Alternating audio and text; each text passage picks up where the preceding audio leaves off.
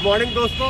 एक नई सुबह, एक नई ताजगी के साथ अपने सीनियर क्रिकेटरों के साथ जुड़ता हुआ मैं लगातार आप लोगों को कुछ ना कुछ नया लाता जा रहा हूँ, आप लोगों को देता जा रहा हूँ, दिखाता जा रहा हूँ और अपने सीनियर क्रिकेटरों से आप लोगों को जोड़ता जा रहा हूँ, जिनसे सीख कर मैं बड़ा हुआ और जिनके मैं तो अभिजीत भाई का जिक्र करूँगा, अभिजीत सिन्हा सर हमारे और बजर भाई। मैं इनको केडी सिंह बाबू स्टेडियम में देखता था और इनकी ड्रेस कोड की किट तो जैसे हो कि एक टक देखता था और बहुत कुछ सीखा इनसे। तो आज मैं अभिजीत भाई का स्वागत करता हूँ। अभिजीत भाई आइए, बजर भाई प्लीज़ ज्वाइन करिए हमको, आप तो लगातार ज्वाइन कर ही रहे हैं। अभिजीत भाई कुछ हमारे इस चैनल के लिए थोड़ा सा सबसे इम्पोर्टेंट तो ये है कि आज के टाइम पे लखनऊ का इंफ्रास्ट्रक्चर तो अच्छा हो गया है, बट वो जो हार्ड वर्क एक लड़के से एक्सपेक्ट करते हैं उसके अंदर कहीं ना कहीं कमी देखी जा रही है।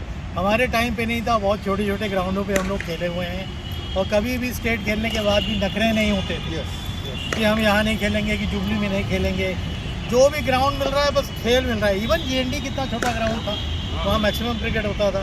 तो आज इंफ्रास्ट्रक्चर हो गया है और दूसरा ये है कि जो बच्चे खेल रहे हैं उनको ये मानना चाहिए कि हमारे अंदर धैर्य होना बहुत जरूरी है। क्रिकेट में सफलता इतनी जल्दी नहीं मिलती है। काफ़ी लोग ये चीज़ अपने सेंटर्स में बच्चों के अंदर सप्लाई नहीं करते कि समय लगेगा। आप उभर के जाओगे तो आपको समय लगेगा, बिना समय के कुछ नहीं होना। हमारे टाइम पे खाली 19 था, इसीलिए अगर 13 साल की उम्र में मैंने या मदर ने यह तय किया था कि हमें क्रिकेट खेलना है तो हमें मालूम है हमें 6 साल का तो इंतज़ार करना है और वो हमारे पेशेंस का काम है। तो हमने वो पेशेंस का काम किया, सफल हुए, 19 खेले, जोन खेले, 2 खेले, ये हमारे साथ ही साथ चलते रहे। फिर स्टारलेट्स भी फॉर्म हुआ, हम दोनों फाउंडर मेंबर हैं। उसके बाद तो आप लोग जानते हो उस क्लब ने एक्सपीट कर दिया। ठीक है अभिजीत भाई, मैं ये जानना चाहता हूँ लखनऊ स्टारलेट्स किया उस वक्त क्लब क्रिकेट का क्या पंजा था, कैसे लोग? बहुत चीज़ हम लोग ने अपने जनरेशन में आने के बाद बदल दी। जी जी जी। जब 80s के शुरुआत में ये क्लब फॉर्म हुआ था तो हम लोग ने ये सोचा था कि हम लोग अलग अलग क्लब में खेल रहे हैं। मैं डिवाइए में था उस समय। जी। बट इतने ज़्यादा प्लेयर बड़े थे उसमें कि मेरे को चांस नहीं मिलता था। तो तब भी मेरा अलग जाने का एक ही पर्पस था कि मैं एक ऐसे क्लब से खेलूँ एटलीस्ट चांस तो मिले जहाँ मैं अपने पोटेंशियल को दिखा दूँ। ऐसे ही ये लोग भी थे, परवेज़ भी थे, वो दिलकुशा से खेलता था। ऐसे सब निकल के आए, ग्रुप बना और फिर तो ऐसा ग्रुप बना कि एक टाइम पे 12th मैन भी यूपी का प्लेयर था, आवेश जब बाहर बैठाया था अपनी कप्तानी में। वो 19 खेल के आया था और 12th मैन था। मुझे बहुत अफसोस की बात है। मुझे अभिजीत भाई लगता है आप सब लोग केडी सिंह बाबू सब एक ही जगह थी, ये एक ही जगह थी जहाँ सब प्रैक्टिस, एक ही जगह थी जहाँ आपको मिलता था। उस समय तो चौक को भी कोई नहीं पूछता था। यहाँ सिर्फ जिसको आना है यहीं की सीमेंट विकेट में बनना है, सीमेंटों में खेले और टर्फों में परफॉर्म किया। ये होता है मेंटल एडजस्टमेंट। यही मैं बच्चों को बोलता हूँ, आज तो आपको टर्फ भी मिल रहा है, अच्छे ग्राउंड भी मिल रहे हैं। अगर मेंटल एडजस्टमेंट अच्छा होगा तो आप अच्छा आगे करते हो। बजर भाई, आपने उस दौर में कुछ पुराने उन ग्राउंड्स की याद ताज़ा करें और अपने कुछ सीनियर्स की जिक्र करें जो आपके साथ खेला करते थे, जिससे आप सीख के प्रभावित हुआ, जिससे आपका गेम। अगर आज लखनऊ के पुराने ग्राउंड की बात करें तो कम से कम 8-10 ग्राउंड्स ऐसी हैं जहाँ पे प्लॉटिंग हो चुकी है। हम लोग क्रिकेट खेले जी हैं उसमें से आपको तो वेल नोन ग्राउंड एक तो जहाँ सूर्य थिएटर बन गया है, पोलो ग्राउंड होते हैं जी, बहुत क्रिकेट हुई। अच्छा। हाँ, बहुत क्रिकेट है। उसके पास में मौसमी वाली रोड के ऊपर एक होती थी, वो भी कैंटोनमेंट की फील्ड थी, जिसको आज आप लोग की भाषा में उचुड़ी ग्राउंड कहते थे। वो मिलिट्री ने ऑक्यूपाइड कर ली और अपनी एक्टिविटी करते हैं। और इस टाइप से एक ठेला ग्राउंड होती थी सदर में SP ट्रैफिक ऑफिस के सामने। अच्छा। वहाँ प्लॉटिंग हो गई है, वहाँ सारे क्वार्टर्स बन गए आदमी के। ऐसे कम से कम अगर पुराने लोग हैं तो हमारे पास 20 ग्राउंड्स हैं जो ख़त्म हो गई हैं, वहाँ प्लॉटिंग हो गई है, उन पर क्रिकेट खेले। तो एक दिन हमने यहाँ कैम्प में ये बात ये बताई थी, मैच टेम्परमेंट जो तुमने पूछी थी, और मैच टेम्परमेंट का वन एंड ओनली सोल्यूशन ये है कि प्ले नंबर ऑफ मैचेस खूब खेलना है। तो हम लोगों ने उस सेंटिनल, जुबली और ठेला ग्राउंड और मतलब बहुत से ग्राउंड हैं, तो मैचेस के नहीं छोड़ते थे। मेन चीज़ है। और जो भाई पुराने लखनऊ का भी कुछ ग्राउंड रहा बहुत है। उसका भी तो जिक्र पुराने लखनऊ में वो अंगूरी बाग, सादरगंज के मुसाफगंज वाली ग्राउंड और टीले होती थी, बीच में एक पेड़, उधर कालीचंद की ग्राउंड, एक धनिया महरीपुर होता है राजा जी पुरम में मोहन रोड के ऊपर हम आपको 20 ग्राउंड बताएंगे। हाँ, उनमें से इन सब में अमंग देम लामटीनिया खुर्राबाद बेस्ट बड़ा जो आज फुटबॉल ग्राउंड हो गया। फुटबॉल ग्राउंड हो गया। इस पे बहुत क्रिकेट हुई है लामटीनिया पे। हाँ, मगर उसी घुर्रे पे 300 मारे हैं। इस खुर्रे पे इसकी एक और ग्राउंड थी पीछे की तरफ, जिसको फेरी टेल वाली कहलाते हैं। वो समझ लिया लामटीन की 20 ग्राउंड होती थी, मैचेस वहाँ भी होते थे, मगर ये मेन ग्राउंड थी CM रेजिडेंस के सामने वाली, जो अब फुटबॉल फुटबॉल ग्राउंड बना दी पूरी तरीके से। अभिजीत भाई कुछ और आप अपने कौन सीनियर्स की कुछ जिक्र करें जो बहुत अच्छे। बहुत चीज़ें बोलना तो चाहता हूँ। नंबर 1, हम अपने सीनियर्स को बहुत ज़्यादा रिस्पेक्ट करते हैं। बहुत ज़्यादा, बिल्कुल। कुछ चीज़ों में शायद हमारी लाइकिंग उनके साथ नहीं भी होती थी, बट डिसरिस्पेक्ट कभी नहीं रहा। हाँ, अब आप सीधा एग्जांपल देखिए, करीम भाई को मैं इतना मानता हूँ क्योंकि उन्होंने कभी हमको फोर्स नहीं किया कि आप स्टैंडर्ड में आओ, है ना। जब हम डिवाइए छोड़ रहे थे, हमने वो मज़र ने और आरिफ ने 3 लोगों ने वहाँ मेरे को उस दिन नईम ने बताया कि आपका पुराना लेटर पड़ा हुआ है कि हम ज्वाइन करना चाहते हैं।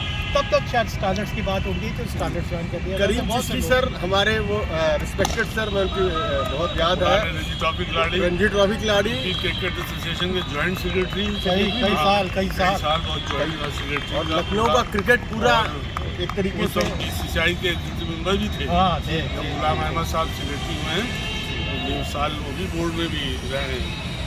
तो मैं उन्हीं का अभिजीत भाई ने जिक्र किया, क्योंकि बच्चों आप लोग को नहीं मालूम करीम चिश्ती सर कौन है।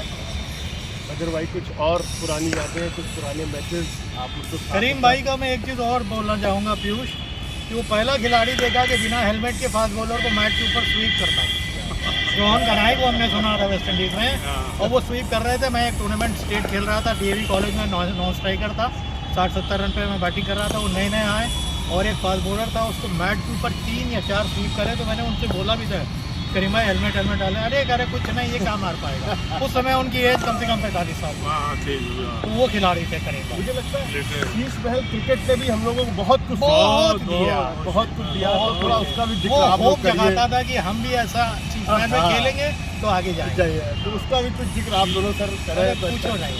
शीश महल क्रिकेट लखनऊ हिंदुस्तान का अकेला समर टूर्नामेंट होता था। सुनिए बच्चों, ध्यान से। शीश महल क्रिकेट हिंदुस्तान का अकेला समर टूर्नामेंट होता था, और मई-जून में होता था, जिसकी डिसिप्लिन का ये हाल था कि सुबह 6:30 बजे पहली गेट डिलीवर हो जाती थी। क्या बात है, क्या सुबह बात। 6:30 बजे पहली प्लेयर हो, चाहे मतलब 5 बजे उसको उठना ही उठना है। 5 बजे 6:30 बजे शुरू होता था और 12:30 बजे मैच खत्म होता था। और उसका, क्योंकि वो अकेला समर टूर्नामेंट था, उसका पूरे हिंदुस्तान में पेपर कवरेज बहुत शानदार होता था। क्योंकि मैं जब रणजी ट्रॉफी खेलने जाता था अदर स्टेट्स में, तो वो अदर स्टेट की गाड़ी हमसे रिक्वेस्ट करते थे, मगर हमको शीश महल खेलेंगे बुलाओ। क्या बात है। यहाँ बॉम्बे में टाइम्स ऑफ इंडिया में 3 कॉलम में तुम्हारी शीश महल की खबर आती है।